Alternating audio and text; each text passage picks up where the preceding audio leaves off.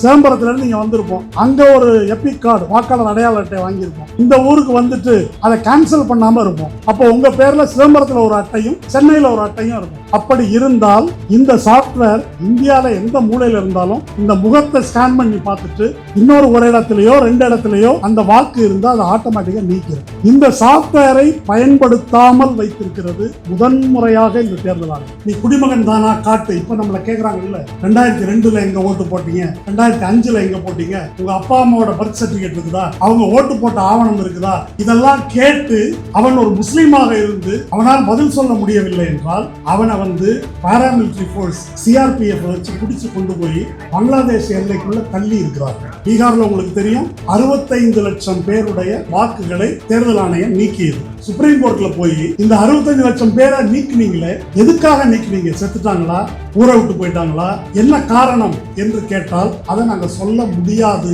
என்று சொன்னது தேர்தல் ஆணையம். இந்த பக்கம் அரசமைப்பு சட்டம், இந்த பக்கம் 10,000 ரூபாய் பணம். இது ரெண்டையும் வைத்து பார்க்கும்போது 10,000 தான் பெருசா உங்களுக்கு தெரியும். இந்த வாக்குரிமையின் மதிப்பு என்ன, இதை இழந்தால் நமக்கு நேரக்கூடிய கதி என்ன என்பதை பற்றி புரிந்து கொள்ளும் நிலையில இந்த நாட்டின் ஆக பெரும்பான்மையான மக்கள் இல்லை. குடியரசுக்காக தான் கான்ஸ்டிடியூஷன். அந்த குடியரசு என்பதே கிடையாது, மக்களாட்சி என்பதே கிடையாது என்பதை நோக்கி இந்த நாட்டை கொண்டு சென்று கொண்டிருக்கிறார்கள். இதை நம்ம புரிஞ்சுக்கணும்.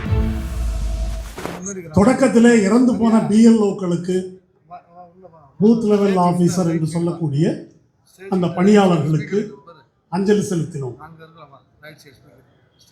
அந்த செய்திகள் வந்த வண்ணம் இருக்கின்றன. நேற்றைக்கு திரிணாமுல் காங்கிரஸ் கட்சியினுடைய எம்பி மாகுவா மொய்த்ரா, அந்த பெண் சொன்னார் இல்லையா, 52 வயது அங்கன்வாடி பெண் ஊழியர், வாழ விரும்புகிறேன் என்று சொல்லி தற்கொலை செய்து கொண்ட அந்த பெண், அதை உருக்கமாக அவருடைய கடிதத்தை விவரித்துவிட்டு இந்த கொலைக்கு ஞானேஷ்குமார் பொறுப்பேற்க வேண்டும் அப்படின்னு பேசி அவங்க ட்விட்டர்ல போட்டிருக்கிறாங்க. ஆனால் 19 மரணங்கள் நடந்திருக்குது, கொலைகளும் மாரடைப்புகளும் இப்படி நடந்திருக்குது. இது எதற்காவது எந்த மாநிலத்து தேர்தல் ஆணையராவது ஒரு வார்த்தை பதில் சொன்னார்களா என்றால் இல்லை. இப்படிப்பட்ட ஒரு கொடூரமான திட்டத்தின் விளைவாக இவ்வளவு மரணங்கள் நிகழ்ந்திருக்கிறது. மாகுவா மொய்த்ரா சொன்னது போல ஞானேஷ்குமாரை தண்டிக்க முடியுமா, அவர் மேல ஒரு வழக்கு போட முடியுமா, வேணா ஒரு எஃப்ஐஆர் போட முடியுமா? முடியாது.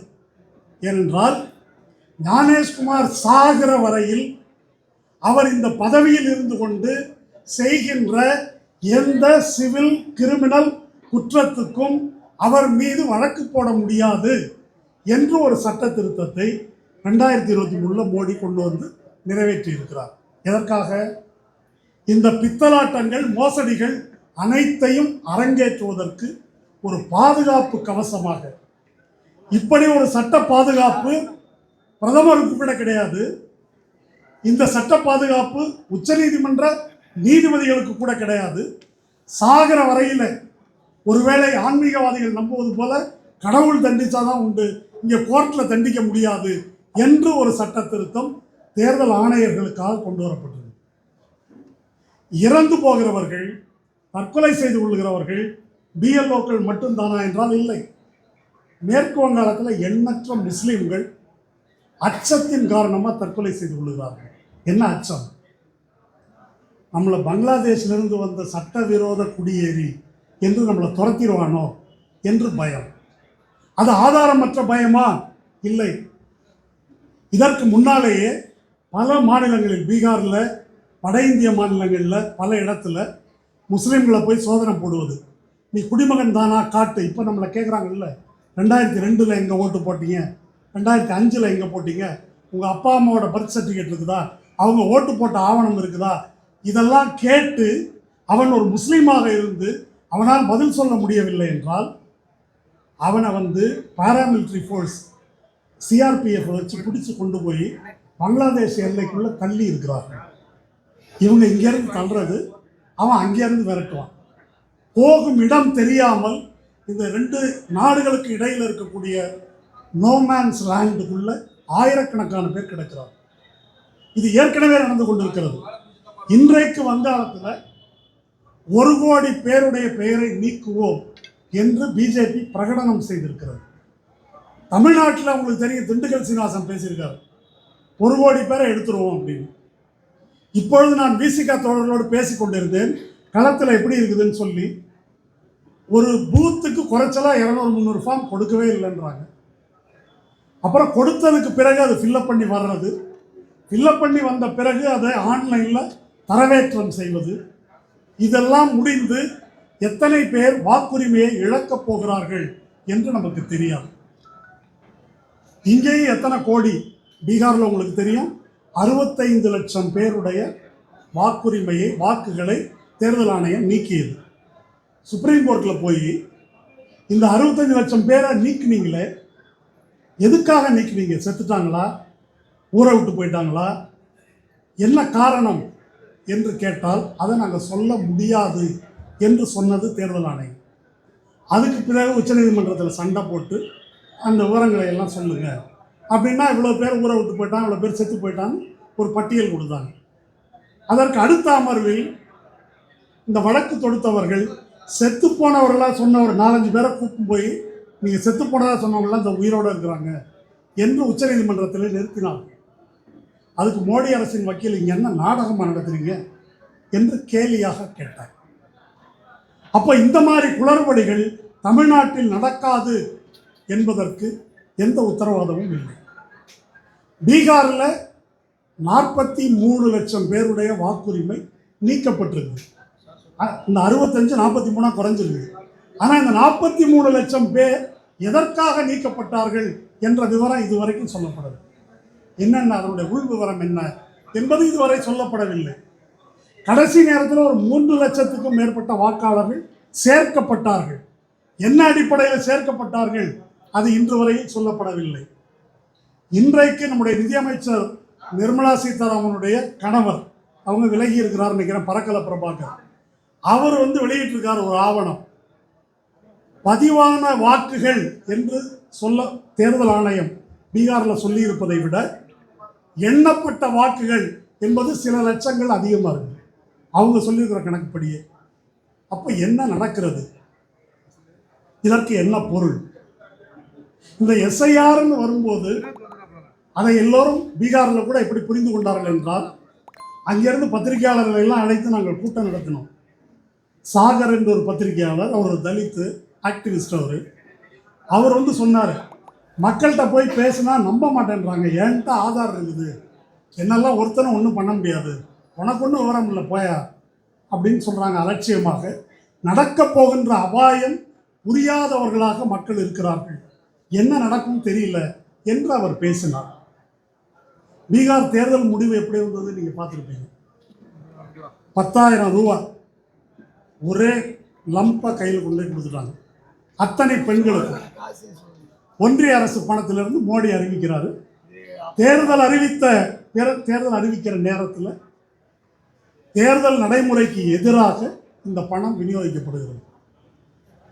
அந்த பகுதியில் இருக்கக்கூடிய சிபிஐ எம்எல் என்ற கம்யூனிஸ்ட் இயக்கத்தை சேர்ந்த தீபங்கர் பட்டாச்சாரியான்னு அவருடைய செயலாளர், அவர் சொல்கிறார், என்னங்க இப்படி ஆயிடுச்சு முடிவுன்னு கேட்டால், இங்கே இருக்கக்கூடிய ஒரு எம்பிசி, அந்த ஊரில் இபிசி அல்லது தலித்து பழங்குடி பெண்ணுக்கு 10,000 ரூபாயை கண்ணால் பார்க்கறதுன்றது அரிது. அந்த 10,000 ரூபாய் கிடைத்த உடனே அதற்கு ஓட்டு போட்டு விட்டார்கள். என்ன செய்வது? அவங்களுடைய பரிதாபத்துக்குரிய நிலைமை இது. அங்கே இப்போ அஸ்ஸாமில் தேர்தல் நடக்க போகிறது, அங்கேயும் இதே 10,000. இப்படி இது அப்பட்டமான முறைகேடு. இந்த முறைகேடை புரிந்து கொள்ளும் நிலையில் மக்கள் இருக்கிறார்களா? ஏழை எளிய மக்கள் என்பது ஒரு கேள்வி. அரசமைப்பு சட்டம், நம்முடைய வாக்குரிமை, ஜனநாயக உரிமை, அம்பேத்கர் பெற்று தந்த உரிமை, இதெல்லாம் சாதாரண மக்களுக்கு எவ்வளவு புரியும்? இந்த பக்கம் அரசமைப்பு சட்டம், இந்த பக்கம் 10,000 ரூபாய் பணம். இது ரெண்டையும் வைத்து பார்க்கும்போது 10,000 தான் பெருசாக அவங்களுக்கு தெரியும். இந்த வாக்குரிமையின் மதிப்பு என்ன, இதை இழந்தால் நமக்கு நேரக்கூடிய கதி என்ன என்பதை பற்றி புரிந்து கொள்ளும் நிலையில் இந்த நாட்டின் ஆக பெரும்பான்மையான மக்கள் இல்லை.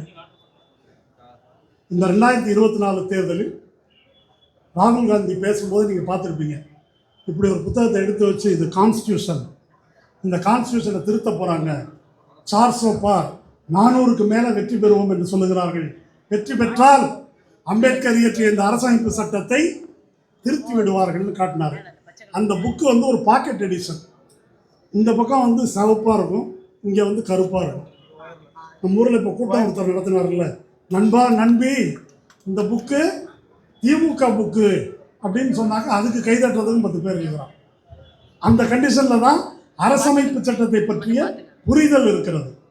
ராகுல் காந்தி இந்த அரசமைப்பு சட்டத்துக்கு ஏற்படக்கூடிய அபாயத்தை பற்றி பேசுவதற்கு முன்னாலேயே எனக்கு தெரிந்து நாங்கள் ஏற்பாடு செய்த கூட்டத்திலேயே கடந்த 5 ஆண்டுகளுக்கும் மேலாக, ஏன் அதற்கும் மேலாக தோழர் திருமாவளவன் அதை பேசி வருகிறார். ஆனால் அரசமைப்பு சட்டத்துக்கு ஆபத்து அப்படின்னா என்னன்னு மக்கள் புரிந்து கொள்ளுகிறார்கள். 2024 தேர்தலில் அரசமைப்பு சட்டத்துக்கு ஆபத்து என்றால் இஸ்லாமியர்கள் மதச்சார்பின்மைக்கு ஆபத்து, இவன் இந்து ராஷ்டிரம்னு சொல்லிடுவான் என்று புரிந்து கொள்ளுகிறார்கள். தாழ்த்தப்பட்ட பிற்படுத்தப்பட்ட மக்கள் இடஒதுக்கீட்டை காலி பண்ணுவான் என்று புரிந்து கொள்ளுகிறார்கள். அவ்வளவு மட்டும்தானா அப்படின்றதுதான் கேள்வி. இதை நாம் கொஞ்சம் ஆழமாக புரிந்து கொள்ள வேண்டும். மதச்சார்பின்மை, இடஒதுக்கீடு இதெல்லாம் ஒரு அம்சம். இந்த குடியரசு என்பதையே இல்லாமல் செய்வதற்கு ஒவ்வொரு கல்லாக உருவி கொண்டிருக்கிறார்கள். அதுல ஒரு நடவடிக்கை தான் எஸ்ஐஆர். குடியரசு, குடியரசுக்காக தான் கான்ஸ்டிடியூஷன். அந்த குடியரசு என்பதே கிடையாது, மக்களாட்சி என்பதே கிடையாது என்பதை நோக்கி இந்த நாட்டை கொண்டு சென்று கொண்டிருக்கிறார்கள். இதை நம்ம புரிஞ்சுக்கணும். இது ஒன்று. அடுத்து வருது ஒரு நாடு ஒரு தேர்தல். அதுக்கு அடுத்து வருது டீலிமிட்டேஷன், இந்த தொகுதி மறுசீரமைப்பு. அதுக்கு பிறகு என்ன வருது? இப்போ வந்து 2ஆம் நாள் ஆளுநருக்கு தான் முற்று அதிகாரம். சட்டமன்றம் ஆளுநர் கொடுத்து அதை திருப்பி அனுப்பினா கூட மறுபடியும் குடியரசுத் தலைவருக்கு அனுப்பலாம், அதில் நாங்கள் தலையிட முடியாது. தேர்ந்தெடுத்த சட்டமன்றத்துக்கு இல்லாத அதிகாரம் தேர்ந்தெடுக்கப்படாத ஆளுநருக்கு உண்டு என்று உச்சநீதிமன்றம் பிரசிடென்ட் கேட்டதற்கு கருத்து சொல்லியிருக்கிறது. அது நாளைய தீர்ப்புகளில் கொஞ்சம் கொஞ்சமாக அதை கொண்டு வருவதற்கு இந்த அரசாங்கம் முயற்சிக்கும். அதுக்கு பிறகு 2 மசோதா வந்து பெண்டிங் இருக்குது. ஒன்று, முதலமைச்சர்கள் மீது ஏதாவது ஒரு வழக்கு வந்து 30 நாட்கள் அவர்கள் சிறையில் இருந்தால் பதவி பறிபோகும். அந்த மசோதா பெண்டிங்கில் இருக்கு. செலக்ட் கமிட்டி விவாதத்தில் இருந்து அது நிறைவேற்றப்படும். இதற்கெல்லாம் என்ன பொருள் என்றால் ஒரு பொருள் தான், ஒரு கட்சி ஆட்சி. பிஜேபி மட்டும்தான் இருக்கும். மற்றவர்கள் அதை வந்து ஒரே அடியாக செய்யாமல் பல ஆப்பிரிக்க நாடுகளில், லத்தீன் அமெரிக்க நாடுகளில் இராணுவ ஆட்சி கவிழ்ப்புன்னு நடக்கும். வந்து பாகிஸ்தான்லேயே நடக்குது. அதிகாரத்தை கைப்பற்றி கொண்டு ஜனநாயகம்லாம் கிடையாதுன்னு அறிவிச்சிருவாங்க. அப்படி இல்லாமல் இது ஒரு ஸ்லோ பாய்சன். இது கொஞ்சம் கொஞ்சமாக நஞ்சு ஊட்டப்படுகிறது. அதனால் இங்கே கொஞ்சம் ஜெயிக்கலாம், அங்கே தோற்றுருவோம். அது பரகலா பிரபாகர் சொல்வது போல் இது ஒரு சூதாட்ட கிளப்பு போல் நடத்தப்படுகிறது. 10 ஆட்டம் சூதாட்ட கிளப்பு நடத்துகிற இடத்துல போய் ஆடினாக்கா ஒரு 3 நாளில் நீங்கள் ஜெயிக்கலாம், 6ல் அவங்க ஜெயிப்பாங்க. பெரிய பகுதி அவர்கள் கைக்கு போகும். இப்போ முந்தா நாள் ஒரு சட்ட திருத்தம். பஞ்சாப் மாநிலத்தின் தலைநகரம் சண்டிகர், ஹரியானா மாநிலத்தின் தலைநகரம் சண்டிகர். அந்த சண்டிகரை குடியரசுத் தலைவர் கட்டுப்பாட்டுக்கு கொண்டு வர்றதுக்கு ஒரு சட்டம், அது இப்போ அவசர சட்டம், அதை நிறைவேற்றப் போகிறார்கள். அந்த சண்டிகர் மட்டும் குடியரசுத் தலைவர் சொல்வது தான் சட்டம். இதை புதுடெல்லியில் ஏற்கனவே செய்திருக்கிறார்கள். அப்போ இதற்கெல்லாம் என்ன பொருள் என்று சொன்னால், நம்ம எப்படி புரிந்து கொள்ளுகிறோம்? இங்கே தோழர்கள்ட்ட நான் சென்னையிலே பேசும்போது இஸ்லாமிய மக்கள் பயந்து இருக்கிறாங்க. நமக்கு என்ன நடக்கும், கரெக்டாக இந்த ஆவணம்லாம் கொடுக்கலன்னா என்ன ஆகும்? சில பேர் பல ஆயிரம் செலவு செய்து பழைய ஆவணங்கள் நான் இந்தியன் தான் நிரூபிக்கிறதுக்கு வாங்கி வைத்து கொண்டிருக்கிறார்கள், வசதி உள்ளவங்க. சாதாரண மக்களை பொறுத்த வரைக்கும் இதெல்லாம் கேட்டாக்க என்னடா ஃபார்மு, இதை ஃபில்லப் பண்ணுன்னா 2002 எங்கேன்றான், 5 எங்கேன்றான், எவனுக்கு தெரியும்? அதுக்கு முன்னால் அந்த சர்டிஃபிகேட் கொடு, இந்த சர்டிஃபிகேட் கொடுன்னு கேட்குறான். இதெல்லாம் எங்கே போய் வாங்குவது, எப்படி வாங்குவது என்று இதை ஒரு தொந்தரவாக கருதுகிறார்கள். இன்னும் பெரும்பான்மை மக்களை பொறுத்த வரைக்கும் இந்த வாக்குரிமை பறிபோவது பற்றிய அபாயம் அது மக்களுக்கு இன்னும் புரியலை. அதனால் ஏற்படக்கூடியது என்ன என்று புரியலை. ஒரு தேர்தலிலேயே பெரும்பாலும் ஒரு 30 விழுக்காட்டினர் ஓட்டு போடுவதில்லை. ஓட்டு போடாதவங்க பெரும்பாலும் மேட்டுக்குடி பிரிவினர் தான். அவங்களுக்கு இதில் பிரச்சனை இல்லை. ஃபார்ம் ஃபில்லப் பண்ணுறதில்ல, இன்டர்நெட்டில் போய் செய்கிறதில்ல, டவுன்லோட் பண்ணுறதில்ல, அப்லோட் பண்ணுறதுல எதுலேயும் அவங்களுக்கு பிரச்சனை இல்லை. யாருக்கு பிரச்சனை? ஏழை எளிய மக்களுக்கு. ஏழை எளிய மக்கள் தான் பிஎல்ஓக்களாக சாகிறார்கள். அங்கன்வாடி ஊழியரும் சத்துணவு ஊழியரும் நகராட்சி பணியாளரும் யார்? எல்லாம் ஓபிசி, தாழ்த்தப்பட்ட பிரிவுகளை சார்ந்த மக்கள். வாக்குரிமையை இழக்கப் போவது யார்? மீனவர்கள், தோட்ட தொழிலாளிகள். காலையில் போனால் ராத்திரி வர்றவன் ஃபார்மை வாங்க மாட்டான். அப்போ இந்த வாக்குரிமை இழப்பது பற்றி எதுவுமே தெரியாத ஆக பெரும்பான்மையான மக்கள் தான் இதை இழக்கப் போகிறார்கள்.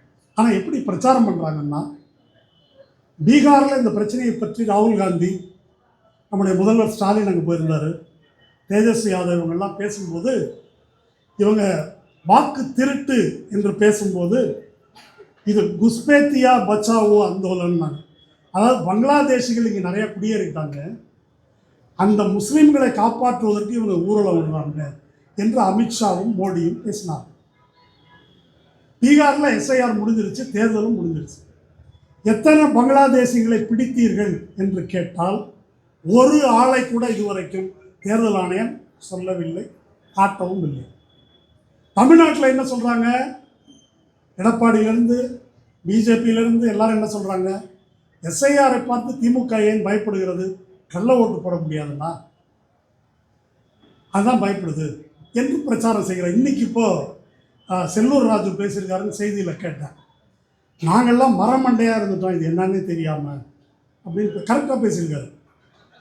உண்மையான நிலை. அவர் போய் மாவட்ட ஆட்சியரை பார்த்து பேசினாராம். ஒன்று தெற்கும் புரியல, வடக்கும் புரியல, தலையும் புரியல, காலும் புரியல, என்ன ஃபார்மு என்ன ஒன்றும் புரியல. ஆனால் எடப்பாடி என்ன சொல்கிறாரு? இது என்னங்க பெரிய பிரச்சனை, 3 நாளில் முடிச்சிடலாம், இது ஒரு விஷயமே கிடையாது என்று எடப்பாடி பேசுகிறார். நிர்மலா சீதாராமன் நீங்கள் வந்து கூட்டம் போட்டு என்ன பேசுகிறாங்க? ஒவ்வொரு தேர்தலுக்கு முன்னாலும் எஸ்ஐஆர் நடந்திருக்கிறது. இது வரைக்கும் 8 வாட்டி நடந்திருக்கு, 10 வாட்டி நடந்திருக்கு. இப்போ மட்டும் ஏன் கேட்கிறீர்கள்? ரொம்ப பெரிய அறிவாளி மாதிரி பேசுகிறாங்க. எஸ்ஐஆர் அதாவது ஒவ்வொரு தேர்தலுக்கு முன்னாலும் நடத்தப்படுவது சம்மரி ரிவிஷன். அதுக்கு ஃபாரம் ஃபில்லப் பண்ணுறதெல்லாம் கிடையாது. நீங்கள் போய் இறந்தால் சொல்லுவீங்க, புதுசாக இருந்தாக்க சேர்ப்பீங்க, உங்களுக்கு அட்டையை கொடுப்பாங்க. இதுதான் நடக்கிறது.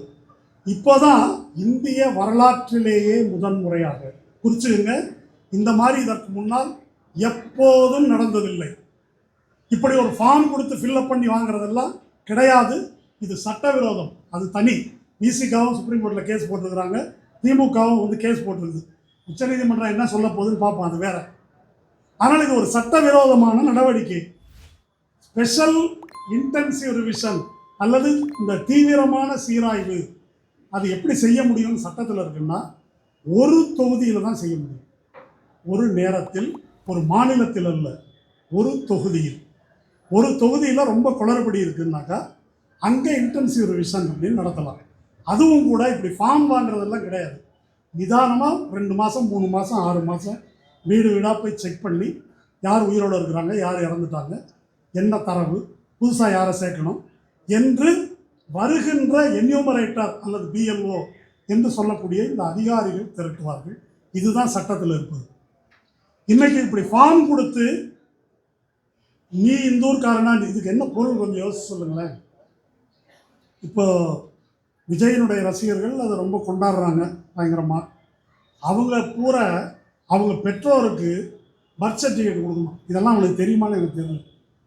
அவங்க அப்பா அம்மாவுக்கு பிறப்பு சான்றிதழ் கொடுக்கணும். யார்கிட்ட இருக்குது? 2002 2005 எங்கே வாக்களித்தார்கள்னு விவரம் கொடுக்கணும். கிராமத்துக்கெல்லாம் போகணும். இங்கே ஈசிஆரில் ஒரு பெரிய பிரச்சனை. 3 லட்சம் பேருடைய வாக்கு, 3 லட்சம் பேர் ஈசிஆருக்கு போனவங்க. அதாவது 2002 இந்த இன்டென்சிவ் ரிவிஷன் என்பது கிராமப்புறத்தில் நடந்தது, 2005 நகர்ப்புறத்தில் நடந்தது. இந்த 2க்கும் இடைப்பட்ட காலத்தில் தான் ஈசிஆரில் குடியேற்றம் என்பது வருது. அப்போ நகரத்திலேருந்து பிளாட் வாங்கி வீடு வாங்கி குடி போகிறவங்க அப்படின்றவன் இந்த இடைப்பட்ட காலத்தில் போயிருக்கிறான். அவன் இந்த இன்டென்சிவ் ரிவிஷன்லேயும் வரல, அதுலேயும் வரல. அப்போ இந்த 3 லட்சம் பேர் 2லேயும் வரல, நடுவில் நிற்கிறாங்க. நாங்கள் எதை கொடுப்பது என்று கேட்கிறாங்க. எத்தனை பேர்கிட்ட பாஸ்போர்ட் இருக்குது? வெறும் ஆதாரை ஒத்துக்கொள்ள முடியாது என்று உச்சநீதிமன்றத்தில் வாதாடி இருக்கிறது தேர்தல் ஆணையம். ஆதாரம் ஒத்துக்கணும்னு சுப்ரீம் கோர்ட் சொல்லியிருக்குது. ஆதாரம் மட்டும் நாங்கள் ஒத்துக்க மாட்டோம் என்று வாதாடி இருக்கிறார்கள். இந்த உண்மைகளை எல்லாம் மறைத்துவிட்டு நிர்மலா சீதாராமன் இது ஏதோ திமுக வந்து ஏமாத்துறதா, இல்லை செத்து போனவங்களுக்கு ஓட்டு வேணுமா என்று நக்கலா திமிராக பேசுகிறார். அதில் உதயநிதி ஒன்று பேசியிருந்தார், எஸ்ஐஆர் என்பதை ஸ்பெஷல் இன்டென்சிவ் ரெஸ்ட்ரிக்ஷன் சொல்லிட்டார். இது கூட தெரியல இவருக்கு அப்படின்னு கிண்டல் பண்ணாங்க. அவங்க வளர்றதெல்லாம் தனியாக இருக்குது, அதுக்கு இப்போ நேரம் இல்லை. ஆனால் நம்மளுடைய கணவர் சொல்லியிருக்காரு, இது ஸ்பெஷல் இன்டென்சிவ் ரிவிஷன் கிடையாது, ஸ்பெஷல் இன்டென்சிவ் ரிஜெக்ஷன், வாக்காளர்களை நீக்குகின்ற நடவடிக்கை இன்னைக்கு கல்கத்தாவில் பேசியிருக்காரு. அதை பார்த்தா நம்மளுக்கு புத்தி தெரியணும், அது தெரியாது, அது வேறு விஷயம் என்ன. அதனால் இது இந்தியாவில் முதல் முறையாக வாக்காளர்களை நீக்கும் நடவடிக்கை என்பது அரங்கேறி கொண்டிருக்கிறது. இந்தியாவில் நம்ம வாக்குரிமை பெற்றது பெரும்பாலும் நமக்கு ஒரு உரிமை கிடைச்சிருச்சுனாக்க அது எப்படி கிடைச்சதுலாம் நம்ம ஒன்றும் யோசிக்க மாட்டோம். அது ரொம்ப நம்ம பிறந்ததுலேருந்து காலங்காலமாக நமக்கு இருக்குது. அது போகும்போது தான் அதனுடைய அருமை தெரியும். அது இருக்கின்ற வரையில் அதை ரொம்ப அலட்சியமாக பார்ப்போம். இந்த வாக்குரிமை என்பது எப்படியெல்லாம் போராடி பெறப்பட்டது. வாக்குரிமை, அனைத்து மக்களுக்கும் வாக்குரிமை வழங்க வேண்டும் என்று இந்த நாட்டில் முதல் குரல் கொடுத்தது ஒரு நூற்றாண்டுக்கு முன்னால் டாக்டர் பாபா சாஹேப் அம்பேத்கர். தலித் வாக்குரிமை, இரட்டை வாக்குரிமை சொல்ல நான் சொல்வது அனைத்து மக்களுக்குமான வாக்குரிமை வேண்டும். அன்னைக்கு வட்டமேஜை மாநாட்டில் இந்தியாவின் பிரதிநிதிகளாக போயிருந்தவர்கள்லாம் அப்படியெல்லாம் கொடுக்க முடியாது, படிச்சிருக்கணும், சொத்து இருக்கணும் என்று வாதாடினார். அரசாங்கம் என்ன சொல்லுச்சு, அதெல்லாம் நிர்வாகத்தில் ரொம்ப கஷ்டங்க, நிர்வாகம் பண்ணுறது கஷ்டம், அதெல்லாம் இவ்வளோ பேருக்கு ஓட்டு கொடுக்குறது, அப்படி வாதாடினார்கள். இவை ஒவ்வொன்றுக்கும் ஆணித்தரமான பதிலை சொல்லியிருக்காரு. நேரம் கருதி நான் அதை விவரிக்க முடியாது. அவர் என்ன சொல்றாரு, வாக்குரிமை என்பது நீ போடுகின்ற பிச்சை கிடையாது, இது எங்களுடைய ரைட் முதல்ல. ரெண்டாவது, உன்னுடைய நிர்வாக சௌரியத்துக்காக நான் உரிமையை இழக்க முடியுமா? 2. மூணாவது, படித்தவனுக்கு தான் வாக்குன்ற, படித்தவன் அறிவாளின்னு எவன்டா சொன்னான்னு கேட்குறாரு. பாமர மக்கள் தான் இந்த நாட்டில் அறிவாளிகள், எது சரி தவறு என்று முடிவு செய்ய தெரிந்தவர்கள். சொத்து இருக்கிறவனுக்கு தான் அப்படின்னா சொத்து இல்லாதவர்களை என்ன செய்வது?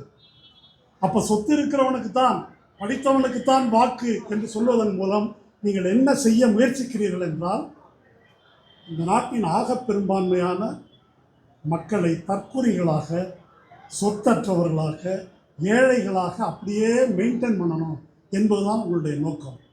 அதுக்காக தான் இந்த வாக்குரிமையை மறுக்கிறீர்கள் என்று வெள்ளைக்காரன் ஆட்சி காலத்தில் தொடர்ந்து போராடுகிறார். அப்போ நடக்கலை. அரசமைப்பு சட்டம் இயற்றப்படுகிறது.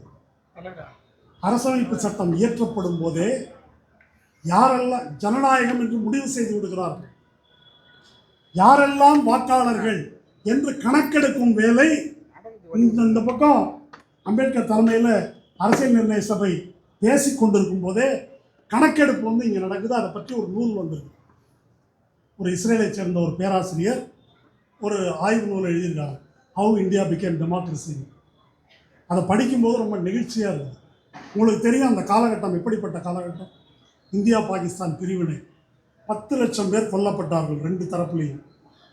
இங்கே இருக்கக்கூடிய முஸ்லீம்கள் இங்கே இருக்கிறதா பாகிஸ்தானுக்கு போகிறதான்னு புரியல, குழப்பம் பல பேருக்கு, எல்லைப் பகுதியில் இருக்கிறவங்களுக்கு. அதே போல் இந்த பக்கம் வங்காளத்தில் அதே போன்ற நிலைமை. வங்காளதேசம் என்று சொல்லப்படும் இடத்துல ஏராளமான இந்துக்கள், தாழ்த்தப்பட்டவர்கள் நிறைய பேர் இருந்தாங்க. அங்கேயே இருக்கிறதா இங்கே வர்றதா என்று குழப்பம். இப்படிப்பட்ட சூழலில் வாக்காளர்களை சேர்க்கும் பணி நடக்குது. அந்த பணி விரிவாக அவங்க சொல்லிட்டு போகிறாங்க. ஆனால் அந்த புத்தகத்தில் மிக முக்கியமாக சொல்லப்பட்டிருக்கிற ஒரு விஷயம், இந்த மண்ணில் இருக்கின்ற எந்த ஒரு மனிதனும் விடுபட்டு போகக்கூடாது வாக்காளர்களிலிருந்து என்று தேடி தேடி சேர்த்திருக்கிறார். இப்போ உன் அட்ரஸ் என்ன, உங்கள் அப்பா அம்மாவுக்கு இது இருக்குதா, உங்கள் தாத்தா எங்கே இருந்தார், உறவினர் பேர் என்ன, இந்த சர்டிஃபிகேட் கொடு, அந்த சர்டிஃபிகேட் கொடு, எதுவும் கேட்கல. அட்ரஸே இல்லாதவர்கள் சென்னை, மும்பை, கல்கத்தா போன்ற நகரங்களில் பிழைப்பதற்காக பிளாட்ஃபார்மில் படுத்துருக்கிறவங்க, ஹோட்டலில் வேலை பார்த்தவங்க, வீட்டு வேலை செஞ்சவங்க, மூட்டை தூக்கினவன், மார்க்கெட்டில் வேலை பார்த்தவன், வீடு கிடையாது, இப்படியெல்லாம் ரோடோரம் படுத்திருக்கிறாங்க. இவர்களுக்கெல்லாம் என்ன அட்ரஸ் போட்டு நான் வாக்குரிமை தருவது என்று கேட்டு எழுதுகிறார்கள். அதுக்கு அன்றைய தலைமை தேர்தல் அதிகாரி இப்போ வர்றாங்கல்ல பிஎல்ஓ, நீங்கள் என்ன செய்கிறீங்கன்னா அந்த ஹோட்டல் வாசலுக்கு போங்க, இல்லை அந்த மரத்தடிக்கு போங்க, அங்கே படுத்துருக்கிறானான்னு 2 நாள் போய் பாருங்கள். படுத்திருந்தாக்கா அதான் அட்ரஸ், அவனுக்கு வாக்குரிமை உண்டு என்று முடிவு செய்கிறார்கள். அப்படி முடிவு செய்யப்பட்டது. இன்னைக்கு இது இருக்கா, அது இருக்கா, இது இருக்கா, அப்பனுக்கு சர்டிஃபிகேட் இருக்கா, தாத்தாவுக்கு சர்டிஃபிகேட் இருக்கா, இல்லைன்னா உனக்கு வாக்குரிமை கிடையாது. நீ இந்தியன் என்பதை நிரூபி, நீ தமிழன் என்பதை நிரூபி. இப்போ என்கிட்ட உங்கள் அப்பாவோட பர்த் சர்டிஃபிகேட் கொடுன்னாக்கா, இந்தியா என்ற ஒரு நாடு உருவாவதற்கு முன்னாலே எங்கள் அப்பா பிறந்துட்டார், உங்கள் அப்பாரெல்லாம் பிறந்திருப்பாங்க. உங்கள் அப்பா பிறந்ததுக்கப்புறம் தாங்க இந்தியா. ஆகஸ்ட் 15, 1947 அப்புறம் தான் இந்தியா. முழு இந்தியா கூட கிடையாது. புதுக்கோட்டை சமஸ்தானம் கிடையாது, திருவிதாங்கூர் சமஸ்தானம் கிடையாது, ஹைதராபாத் நிஜாம் கிடையாது, ஜுனாகட் சமஸ்தானம் கிடையாது, ஜம்மு காஷ்மீர் கிடையாது, திரிபுரா கிடையாது. இந்த பகுதி எதுவும் ஆகஸ்ட் 15 அன்று இந்தியாவோடு சேரவில்லை. அப்போ தொன்று தொட்டு இந்த மண்ணில் வாழக்கூடிய மக்களை யாரோ ஒரு இந்திக்காரி, ஒரு அதிகாரி இங்கே வந்து அர்ச்சனா பட்நாயக்கா இல்லை ஞானேஷ்குமாரா வந்து நீ இந்த மண்ணின் மைந்தன் தான் என்று நிரூபி அப்படின்னா என்ன அயோக்கியத்தனம்? யாருக்கு நம்ம பதில் சொல்லணும்? எதற்காக பதில் சொல்லணும்? எதை நிரூபிக்க வேண்டும்? இது நம்முடைய சுயமரியாதைக்கு, தன்மானத்துக்கு விடப்பட்ட சவால் இல்லையா என்ற முறையில் இதை நம்ம பார்க்கணும். வாக்குச்சீட்டில் குளறுபடி நடக்குது. இப்போ ராகுல் காந்தி காட்டினார் இல்லையா, ஒரு பிரேசில் நடிகை, ஒரு மாடல், அவங்க பேரில் 25 வாக்குகள் அவங்க பேர்லேயே இருக்குது. அப்புறம் ஒரு பெண் பேரில் 263 அடையாள அட்டை ஒரே ஃபோட்டோவில். இப்படியெல்லாம் இருக்குதே, இதை சுத்தம் செய்ய வேண்டாமா என்று தேர்தல் ஆணையம் கேட்கிறது. உங்களுக்கு நான் ஒன்று சொல்கிறேன். முக்கியமாக கணினி துறையில் இந்தியா ரொம்ப முன்னேறிடுச்சுன்னு சொல்கிறாங்க. 2017ஆம் ஆண்டிலேயே டூப்ளிகேஷன் சாஃப்ட்வேர் என்ற ஒரு சாஃப்ட்வேரை தேர்தல் ஆணையம் அறிமுகப்படுத்திடுச்சு. அப்படின்னா என்ன? இந்தியாவில் இப்போ உங்கள் ஃபோட்டோ சென்னையில் நீங்கள் வாக்காளர் அப்படின்னு சொன்னால், இன்னொரு இடத்துல ஒருவேளை நம்ம வந்து வேறு ஊரில் சிதம்பரத்துலேருந்து இங்கே வந்திருப்போம், அங்கே ஒரு எபிக் கார்டு, வாக்காளர் அடையாள அட்டை வாங்கியிருப்போம், இந்த ஊருக்கு வந்துட்டு அதை கேன்சல் பண்ணாமல் இருப்போம். அப்போ உங்கள் பேரில் சிதம்பரத்தில் ஒரு அட்டையும் சென்னையில் ஒரு அட்டையும் இருக்கும். அப்படி இருந்தால் இந்த சாஃப்ட்வேர் இந்தியாவில் எந்த மூலையில் இருந்தாலும் இந்த முகத்தை ஸ்கேன் பண்ணி பார்த்துட்டு இன்னொரு ஒரு இடத்துலையோ 2 இடத்துலையோ அந்த வாக்கு இருந்தால் அதை ஆட்டோமேட்டிக்காக நீக்கிறோம்.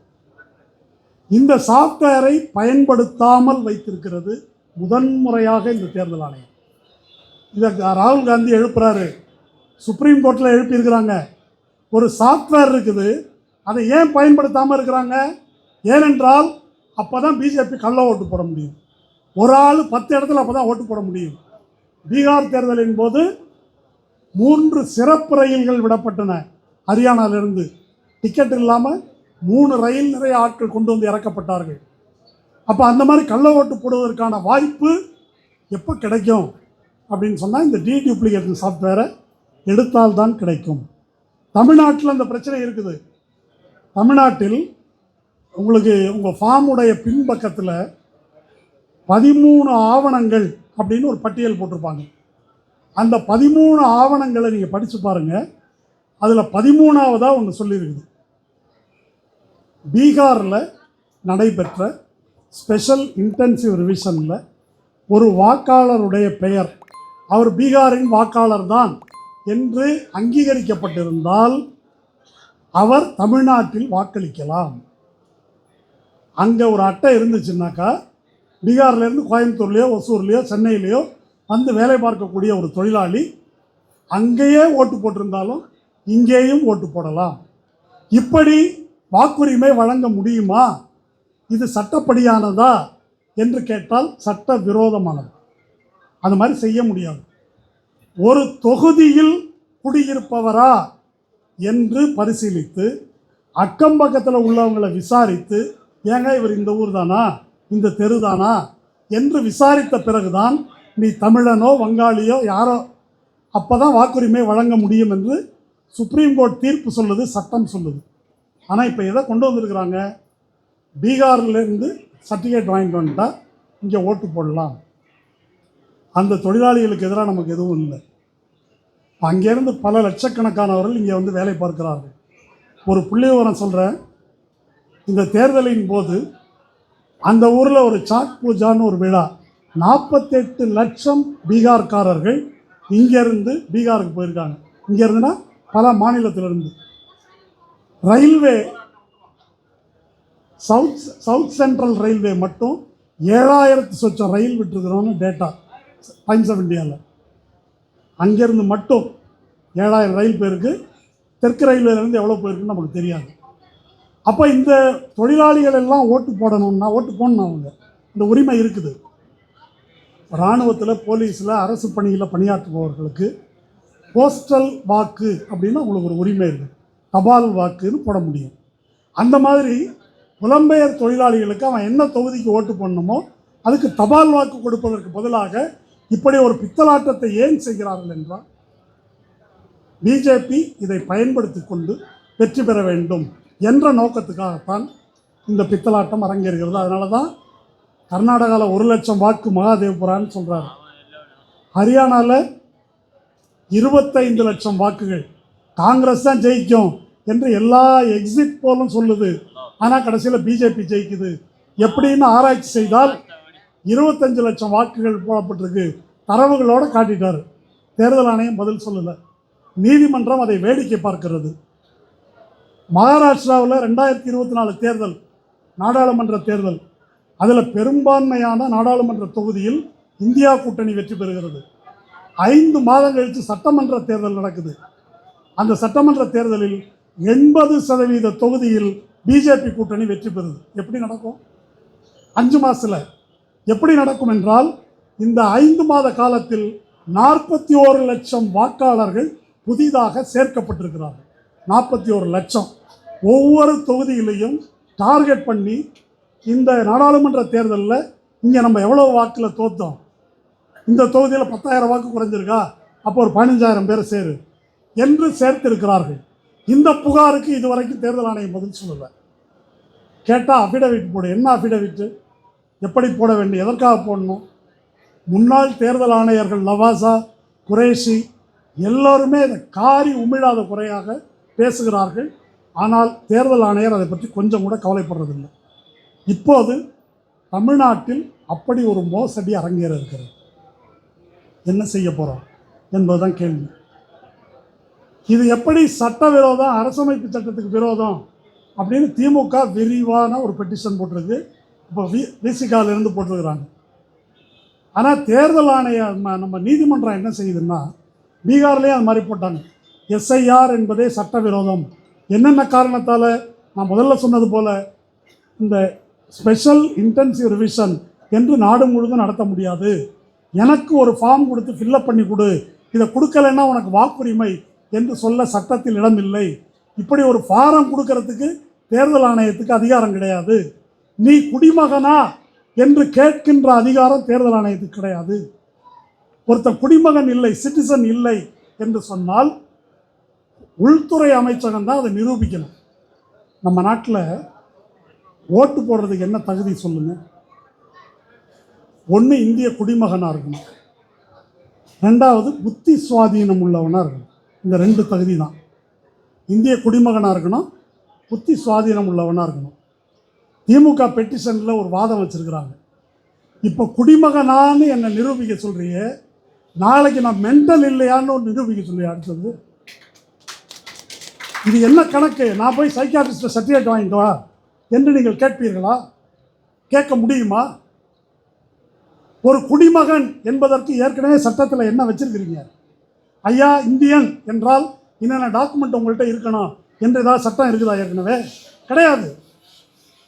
நம்ம நாடு அந்த தேதியில் இந்த நாட்டில் இருந்தவர்கள்லாம் குடிமக்கள். அதுக்கு பிறகு ஒரு இந்தியனுக்கும் ஒரு வெளிநாட்டவருக்கும் பிறந்தால் அவங்களெல்லாம் இந்த குடிமக்கள் என்ற கணக்கில் சேரலாம் என்று சட்டம் திருத்தப்பட்டிருக்குது. குடிமகன் என்று உனக்கு எதற்காக நிரூபிக்கணும்? உனக்கு கேட்பதற்கு என்ன அதிகாரம் இருக்கிறது? இந்த கேள்வியெல்லாம் அதெல்லாம் சொல்லியிருக்குது. இதுக்கு மேலே இன்னொன்று இருக்குது. இப்போ போன தேர்தல் வரைக்கும் நம்ம ஓட்டு போட்டுக்கிறோம். நாடாளுமன்ற தேர்தலில் அந்த கார்டு செல்லாதுன்ட்டாங்க. ஏன் செல்லாது? ஏன் செல்லாதுன்னா அதிலலாம் நிறைய குளறுபடி இருக்குதுங்க, நிறைய கள்ள ஓட்டு இருக்குதுங்க. அப்போ கள்ள ஓட்டு போட்டு தான் மோடி ஜெயிச்சிருக்காரு, அதானே? அதுக்கு பொருள் என்ன? ஆமாம், அது உண்மை. 79 தொகுதிகளில் மோசடி நடந்திருக்கிறது. இதை நாங்கள் கூட்டம் போட்டு நாங்கள் பேசியிருக்கிறோம். பரகல பிரபாகர் வந்து பேசியிருக்காரு. புள்ளி விவரத்தோடு வெளியே இருக்குது. 70 பிஜேபி ஆட்சியே நடக்கக்கூடாது, இந்தியா கூட்டணி ஆட்சி தான் நடந்திருக்கணும். 79 தொகுதியில் மோசடி நடந்திருக்கு. அப்போது ஒரு அட்டையை வந்து கொடுத்துட்டு, தேர்தல் ஆணையம் எனக்கு ஒரு அட்டை கொடுக்குது, உங்களுக்கும் கொடுத்துருக்கு, எல்லாரும் வாங்கி வச்சுருக்கிறோம். இப்போ இந்த அட்டை செல்லாது. இப்போ இந்த அட்டையை நான் தயார் பண்ணேன், நீ தான் இந்த அட்டையை கொடுத்த. அப்போ நீ இந்த அட்டையை கொடுத்துட்டு இது செல்லாதுன்னு சொன்னால், ஏன் செல்லாதுன்னு சொல்ல வேண்டிய பொறுப்பு யாருக்கு இருக்குது? நாளைக்கு உங்கள்கிட்ட வந்து உங்கள் டிகிரி சர்டிஃபிகேட் செல்லாதுன்னு நீங்கள் என்ன பண்ணுவீங்க? எனக்கு புரியல. படித்து ஒரு பட்டம் வாங்கியிருக்கிறோங்க, யூனிவர்சிட்டி தான் நமக்கு சர்டிஃபிகேட் கொடுத்துருக்குது. இந்த சர்டிஃபிகேட் செல்லாது என்று அறிவித்து விட்டால், இது செல்லும்னு நீ நிரூபி அப்படின்னு, நீ பிஏ படிச்சிருக்கேன்னு நிரூபி அப்படின்னாக்க அப்படி நிரூபிக்க முடியுமா? நீ தானே சர்டிஃபிகேட் கொடுத்த. இது ஏன் செல்லாதுன்னு யூனிவர்சிட்டி சொல்லணும். இந்த எபிக் கார்டு ஏன் செல்லாது என்று தேர்தல் ஆணையம் சொல்ல வேண்டும். இதை நீதிமன்ற தீர்ப்புகளில் இருக்கிறது. அது எல்லாத்தையும் தூக்கி வச்சுட்டு இது செல்லாது எவிடன்ஸ். நம்ம வந்து அந்த அட்டை கொடு, இந்த அட்டை கொடு. இப்போ ஆதார்னு ஒரு அட்டை இருக்குது. முதல்ல ஆதார் அட்டை வாங்கினா வாங்கலாம், வாங்கலைன்னா இல்லைன்னாங்க. அப்புறம் வாங்கினா தான் பேங்க் அக்கௌண்ட்டு, வாங்கினா தான் ரேஷன் கார்டு, வாங்கினா தான் 100 நாள் வேலை, வாங்கினா தான் புதைக்க முடியும் அப்படின்ற அளவுக்கு இல்லையா, வாங்கினா தான் சுடுகாட்டிலே புதைக்க முடியும் என்ற அளவுக்கு அதை கொண்டு வந்துட்டாங்க. இப்போ ஆதார் கார்டும் பத்தாது, அதை நாங்கள் ஒத்துக்க முடியாது, நீ குடிமகன் என்று நிரூபி அப்படின்னா இதற்கு என்ன பொருள் என்று சொன்னால், குடிமக்கள் அனைவரையும் கிரிமினல்கள் போல அவர்கள் நடத்துகிறார்கள். கண்காணிக்கப்பட வேண்டிய கிரிமினல்களாக நம்மை மாற்றிவிட்டார்கள். நாமும் அவன் கேட்டதெல்லாம் ஓடி ஓடி அங்கே போகிறோம், இங்கே போகிறோம், கொண்டு போய் கொடுத்துட்ருக்குறோம். இது எவ்வளோ ஒரு மானங்கட்ட, இதுக்கு பேர் தான் ஃபாசிசம். நீங்கள் இஸ்ரேலில் பாலஸ்தீன மக்களை எப்படி வந்து இஸ்ரேல் கொல்லுதுன்றது உங்களுக்கு தெரியும். ஆனால் இஸ்ரேலில் பாலஸ்தீன மக்கள்னு இருக்கிறாங்கல்ல, முஸ்லீம்கள், அவர்களை எப்படி கண்காணிக்குது என்பதை பற்றி தனியாக ஒரு புத்தகமே வந்துருக்கு. இப்போ அந்த பாலஸ்தீன ஒருத்தன் இஸ்ரேல் தெருவில் இப்படி நடமாடினா, போலீஸ் வந்து இப்படி மொபைலை எடுத்து இப்படி காட்டினா, இவன் பேர் என்னது, ஊர் என்னது, வயது என்னது, இவன் மேலே இன்ன கேஸ் இருக்குது, இவன் இன்னாரும் ஓட்டு போட்டான், இந்த கட்சி சார்புள்ளவன், அத்தனை ஜாதகமும் அதில் வரும். அந்த மாதிரி ஒரு கண்காணிப்பு ஏற்பாட்டை நமக்கும் இந்த மோடி அரசு செய்து கொண்டிருக்கிறது. அப்படி எல்லா டேட்டாவையும் அவங்க எடுக்கிறாங்க. தனக்கு எதிரானவர்கள் யாரும் இயங்க முடியாத, அரசியல் ரீதியில் இயங்க முடியாத ஒரு நிலையை உருவாக்குகிறார்கள். இதை பற்றி நேற்று கல்கத்தாவில் முந்தா நாள் பத்திரிகையாளர் சந்திப்பில் பரகல பிரபாகர் ஒன்று சொல்லியிருக்காரு. இது ஒரு இன அழிப்பு நடவடிக்கை, ரத்தம் சிந்தாத இன அழிப்பு நடவடிக்கை. ஒரு இனம் வேணான்னா அழிச்சிருவாங்க. இப்போ எந்த இனத்தை அழிக்கிறார்கள் என்றால், யார் சனாதனத்தின் எதிரிகளோ, யார் பாரதிய ஜனதாவின் எதிரிகளோ, யார் இந்த பாசிசத்தை ஏற்றுக்கொள்ள மாட்டார்களோ, யார் காலங்காலமாக பார்ப்பனியத்துக்கு எதிராக போராடி வந்திருக்கிறார்களோ, அவர்களை அரசியல் அரங்கிலிருந்து அகற்றுவது என்பதுதான் இந்த எஸ்ஐஆர் என்பதனுடைய நோக்கம். இதை முறியடிப்பது என்பது கட்சிகள் எப்படி புரிஞ்சுக்கிறாங்கன்னாக்கா, பூத் மேனேஜ்மெண்ட்டு, நம்ம பிஎல்ஏ கூட போய் நம்ம வாக்கு எதுவும் போகாமல் பார்த்துக்கிட்டா போதும் என்று கட்சிகள் நினைக்கலாம். அது வரைக்கும் கரெக்டு தான். ஆனால் இந்த பிரச்சனை அதோடு முடிவது அல்ல. நான் முதலில் சொன்னது போல் அவங்களுக்கு ஒரு பெரிய மெகா பிளான் இருக்குது. 4 புறமும் நம்மை சுற்றி வளைத்திருக்கிறார்கள். இந்த தேர்தலில் திராவிட முன்னேற்ற கழக கூட்டணி நிச்சயமாக வெற்றி பெறும். வெற்றி பெற்றாலும் நாம் இந்த போராட்டத்தை தொடர்ந்து நடத்த வேண்டியிருக்கும். மாடு பிடிக்கிற உரிமைக்காக போராடுகிறோம், ஜல்லிக்கட்டு. அதை காட்டிலும் மிகப்பெரிய ஒரு உரிமை இது, வாக்குரிமை, குடிமகன் என்னும் உரிமை. அதற்காக போராட வேண்டும். அதில் உள்ள மிக முக்கியமான பிரச்சனை இது என்ன என்றே மக்களுக்கு தெரியாமல் இருப்பது. பெரும்பாலான மக்களுக்கு, படித்தவர்களுக்கும் படிக்காதவர்களுக்கும் அதில் ஒன்றும் வித்தியாசம் இல்லை. என்ன உரிமையை இழக்கிறோம் என்பதே புரியாத இந்த பாரதி பாட்டு ஒன்று இருக்கு இல்லையா, கஞ்சிக்கு வழியிலார் அதன் காரணம் ஏதென்ற அறிவும் இல்லார் என்பது போல என்ன அப்படின்னு புரியாமல் நாம் இருக்கிறோம். அதை புரிய வைத்து மக்களை வீதியில் இறக்க வேண்டிய தேவை இருக்கிறது. அப்படி மக்கள் வீதியில் இறங்கி குரல் கொடுத்ததனால்தான் ஜல்லிக்கட்டில் உச்சநீதிமன்றம் தனது முடிவை மாற்றிக்கொண்டது. இதிலும் கூட உச்சநீதிமன்றத்தில் ஒரு முடிவு நமக்கு வேண்டுமென்றால், நமது உரிமை நிலைநாட்ட வேண்டுமென்றால், நாம் மக்களாகிய நாம், தமிழ் மக்களாகிய நாம், இந்திய மக்களாகிய நாம் வீதியில் இறங்கி நம்முடைய வாக்குரிமைக்கு குரல் கொடுக்க வேண்டும். நன்றி.